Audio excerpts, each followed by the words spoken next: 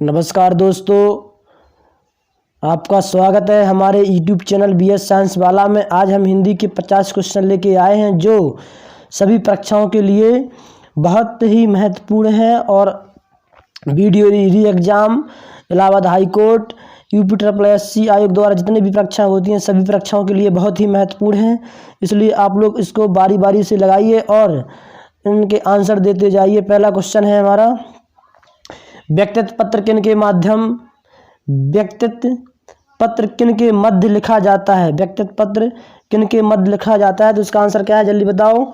इसका आंसर है सगे संबंधियों और मित्रों के मध्य। अगला क्वेश्चन है, आदिकाल के लिए वीर गाथा काल नाम किसने दिया? आदिकाल के लिए वीर गाथा काल नाम किसने दिया? तो इसका आंसर है आचार्य रामचंद्र शुक्ल ने। अगला क्वेश्चन है, इनमें से किस शब्द का प्रयोग हमेशा बहुवचन में होता है? बहुवचन में होता है होंठ का, सूरज का, पानी का, सोना का। देखो, हमेशा बहुवचन में होता है होंठ का, प्राण का, किसका? प्राण का, आंसू का, इन सभी का हमेशा बहुवचन में होता है। अगला क्वेश्चन क्या है, निम्नलिखित में से कौन सा स्वर कंठ तालव है? कंठ तालव इसमें से कौन सा स्वर है? तो इसमें से कंठ तालव स्वर है जो कौन सा है? ए, क्योंकि आ आता है किसमें? कंठ में, और ई आता है तालव में। तो आ और ई, आ प्लस ई से बनता है ए, ठीक है। तो ये कौन सा है? कंठ तालव। अगला क्वेश्चन है, वर्तनी की दृष्टि से शुद्ध शब्द क्या है? वर्तनी की दृष्टि से शुद्ध शब्द क्या है? तो बताओ, वर्तनी की दृष्टि से शुद्ध शब्द क्या है? समीक्षा, समीक्षा, समक्षा, समीक्षा। तो इसका आंसर क्या है? समीक्षा। कौन सा है? समीक्षा। अगला क्वेश्चन क्या है, निम्नलिखित में शुद्ध वर्तनी वाला शब्द है? शुद्ध वर्तनी वाला शब्द कौन सा है? बताओ जल्दी से। इसमें शुश्रूषा, सुश्रूषा, शुश्रूषा, शुश्रूषा। तो इसमें शुद्ध वर्तनी वाला शब्द कौन सा है? शुश्रूषा। अगला क्वेश्चन, मातृणाम का शुद्ध संधि विच्छेद कीजिए। मातृणाम का शुद्ध संधि विच्छेद क्या? मातृधन ऋणाम, मातृधन ऋणाम, मातृधन ऋणाम, मातृधन ऋणाम। तो इसका शुद्ध संधि विच्छेद है मातृधन ऋणाम। अगला क्वेश्चन है, प्रति प्लस आघात का संधि रूप क्या होगा? प्रति प्लस आघात का संधि रूप होगा प्रत्याघात। अगला क्वेश्चन, धीरे धीरे का समास है। धीरे धीरे में कौन सा समास होता है? अवयवी भाव। जो शब्द बार बार रिपीट होते हैं उनमें कौन सा समास होता है? अवयवी भाव। कौन सा होता है? अवयवी। जैसे रातों रात, दिनों दिन, धीरे धीरे, चलो चलो, ये सब में अवयवी भाव होता है। अगला क्वेश्चन है, अगला क्वेश्चन क्या है,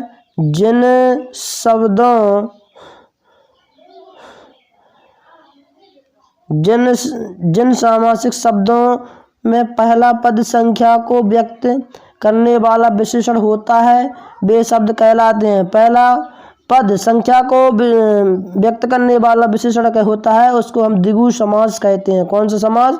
द्विगु समास कहते हैं। अगला क्वेश्चन, अनु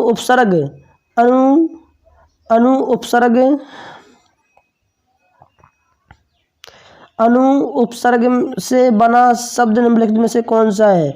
विवाद, अधिकार, अभिकार या अनुवाद। देखो, अनुवाद है, अनु प्लस वाद हो गया अनुवाद। अगला क्वेश्चन है, निम्नलिखित में से किस शब्द में आ उपसर्ग नहीं लगा है? आ उपसर्ग नहीं लगा है।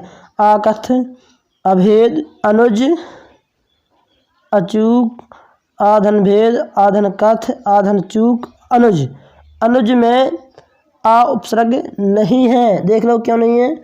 अनुज में आ उपसर्ग नहीं है। अगला क्वेश्चन है, निम्नलिखित में से कौन सा लुटेरा शब्द में प्रयुक्त प्रत्यय है? कौन सा लुटेरा शब्द में प्रयुक्त प्रत्यय है। देखो प्रत्यय पीछे लगता है, उपसर्ग आगे लगता है, तो इसमें लुटेरा कौन सा प्रत्यय है इसमें ये बताइए। इसमें प्रत्यय है एरा। कौन सा है?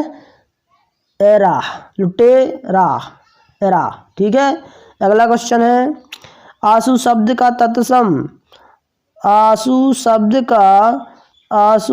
का तत्सम बताना है। तत्सम रूप निम्नलिखित में से कौन सा है? आंसू का तत्सम रूप इसमें से कौन सा है? आंसू का है अरसू। अगला क्वेश्चन, ओठ किस श्रेणी का शब्द है? ओठ किस श्रेणी का शब्द है? ओठ है जो तद्भव है। क्या है? तद्भव है। अगला क्वेश्चन है जामुन शब्द का तत्सम रूप बताएं। जामुन शब्द का तत्सम रूप है जम्बू। निम्नलिखित में से कौन सा तद्भव शब्द है? तद्भव शब्द है कौन सा है? पंख। घर पहाड़ और नदी, घर पहाड़ और नदी किस संज्ञा भेद के अंतर्गत आएगा? घर पहाड़ और नदी किस संज्ञा भेद के अंतर्गत आएगा? जल्दी से बताएं। किसके आएगा? जातिवाचक संज्ञा के अंतर्गत आएगा। ठीक है। अगला क्वेश्चन है निम्नलिखित में से कौन सा शब्द द्रव्यवाचक संज्ञा है? द्रव्यवाचक। देखो द्रव्यवाचक संज्ञा कौन सा है? तो इसमें क्या है? दूध है द्रव्यवाचक। खटाई, मिठाई, ठंड ये सब अलग चीज़ है, इन भी ये गुणवाचक हैं। अगला क्वेश्चन है निम्नलिखित में से कौन सा विशेषण संज्ञा से नहीं बना है? निम्नलिखित में से कौन सा विशेषण संज्ञा से नहीं बना है? इसका आंसर क्या है? विशेषण से कौन सा नहीं बना है?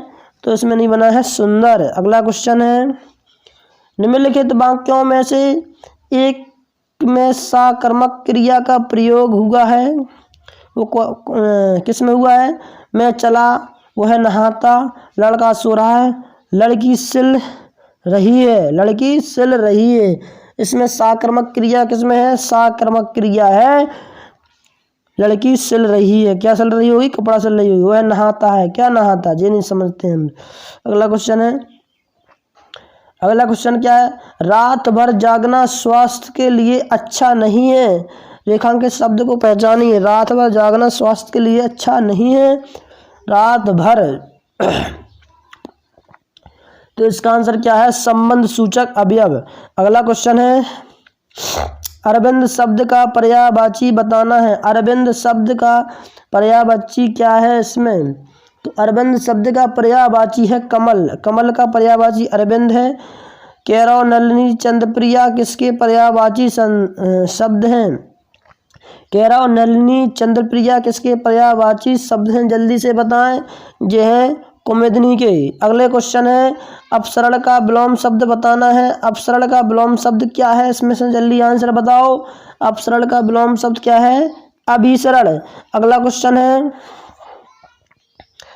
तिमिर शब्द का विलोम शब्द बताना है। तिमिर शब्द का विलोम शब्द क्या है इसमें? जल्दी से बताएं। तिमिर शब्द का विलोम शब्द क्या है? आलोक। क्या है? आलोक। अगला क्वेश्चन है नीति का विलोम है। नीति का विलोम है क्या है? नीति का विलोम क्या है? इसमें है अनीति। ठीक है। अगला क्वेश्चन तैरती चलती है इसलिए नाव को डैश कहते हैं। रिक्त स्थान में निम्नलिखित में से कौन सा शब्द आएगा?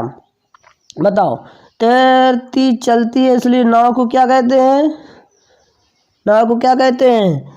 तरड़ी। क्या कहते हैं? तरड़ी। अगला क्वेश्चन है अंतर्राष्ट्रीय हिंदी कवि सम्मेलन डैश स्वयं से में बड़ा काम है। अंतर्राष्ट्रीय हिंदी कवि सम्मेलन का डैश स्वयं में बड़ा काम है। इसमें क्या आएगा? इसमें आएगा आयोजन। अंतर्राष्ट्रीय हिंदी कवि सम्मेलन का आयोजन स्वयं में बड़ा काम है। जो प्रमाण से सिद्ध न हो सके के लिए एक शब्द। जो प्रमाण से सिद्ध न हो सके के लिए एक शब्द क्या आएगा?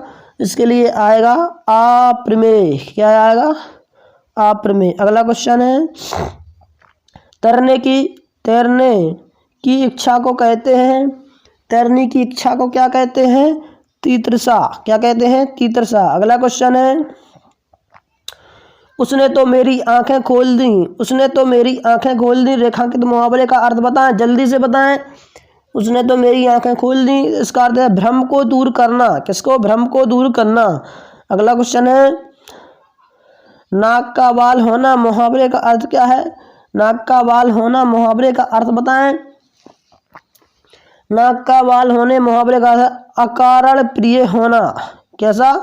अकारण प्रिय होना। अगला क्वेश्चन है, एक पंथ दो काज लोकोक्ति का अर्थ बताएं। एक पंथ दो काज लोकोक्ति का अर्थ बताना है। इसमें एक ही काम से दो लाभ होना। अगला क्वेश्चन है, निम्नलिखित में कौन सा वाक्य सरल वाक्य नहीं है? लड़का दौड़ता है, बंदर पेड़ पर चढ़ रहे थे, मैंने लड़के को बुलाया।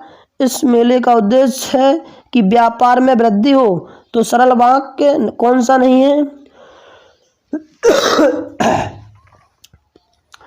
इसमें सरल वाक्य कौन सा नहीं है बताएं जल्दी से। यह है, इस मेले का उद्देश्य है कि व्यापार में वृद्धि हो। अगला क्वेश्चन है, जिस वाक्य में साधारण और मिश्र वाक्य का मेल संयोजक अवयवों द्वारा होता है उसे कहते हैं, उसे क्या कहते हैं? उसे कहते हैं संयुक्त वाक्य। ठीक है। अगला क्वेश्चन है, तुमको मुझे पढ़ाना है, तुमको मुझे पढ़ाना है अशुद्ध अंश को पहचानिए। इसमें सीधा तुमको मेरे को ये नहीं चलता है। ठीक है, तो इसमें अशुद्ध क्या है? तुमको। ठीक है, कौन सा है? तुमको। ठीक है। अगला क्वेश्चन है, जिस वाक्य में कर्म के अनुसार क्रिया में परिवर्तन होता है उस वाक्य को क्या कहते हैं? जिसका कर्म के अनुसार क्रिया में परिवर्तन होता है उस वाक्य को कहते हैं कर्मवाच्य। ठीक है। अगला क्वेश्चन है, माँ ने बाजार से कपड़ा खरीदा। रेखांकित शब्द का कारक बताएं। माँ ने बाजार से, कहाँ से? बाजार से कपड़ा खरीदा। इसमें इसका कारक कौन सा है? तो इसका कारक है डायरेक्टली कर्म कारक। ठीक है। पेड़ से पत्ते गिरते हैं, इसमें कौन सा कारक होता है? इसमें होता है अपादान कारक। जब किसी चीज से कोई चीज अलग होती है उसमें अपादान कारक होता है। ठीक है। विकल्पों में से पुल्लिंग शब्द का चयन करें। विकल्पों में से पुल्लिंग शब्द का चयन करना है। इसमें कौन सा है? तेजस्वी पुल्लिंग है। अगला क्वेश्चन है, कौवा का स्त्रीलिंग के निर्धारण के लिए, कौवा के स्त्रीलिंग के निर्धारण के लिए क्या किया जाता है? कौवा के अंत में ई लगाया जाता है, कौवा के अंत में आनी लगाते हैं, या कौवा के पहले स्त्री लगाते हैं, या कौवा के पहले मादा लगाते हैं? तो यदि कौवा का हम स्त्रीलिंग बनाएं तो उसके अंत में क्या लगाया जाता है? तो बताएं।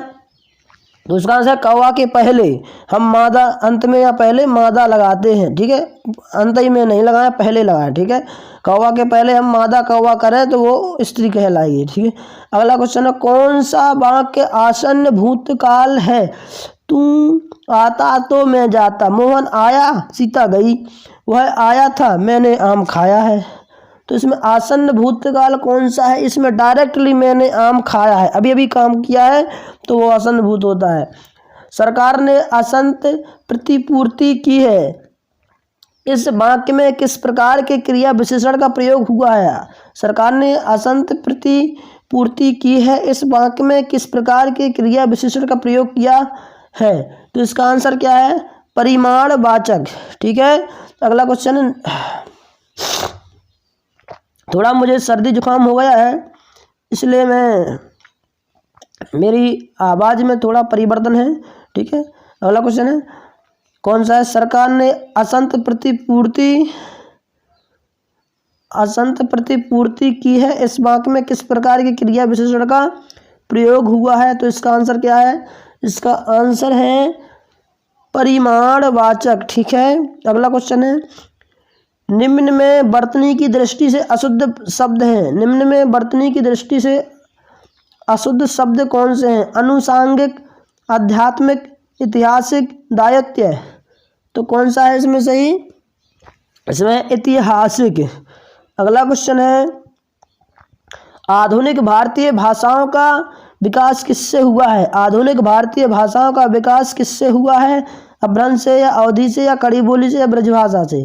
तो आधुनिक भाषाओं का विकास अपभ्रंश से हुआ। ठीक है, अगला क्वेश्चन है, निम्नलिखित आधुनिक भाषाओं में से किसका संबंध अपभ्रंश की पैशाची बोली से?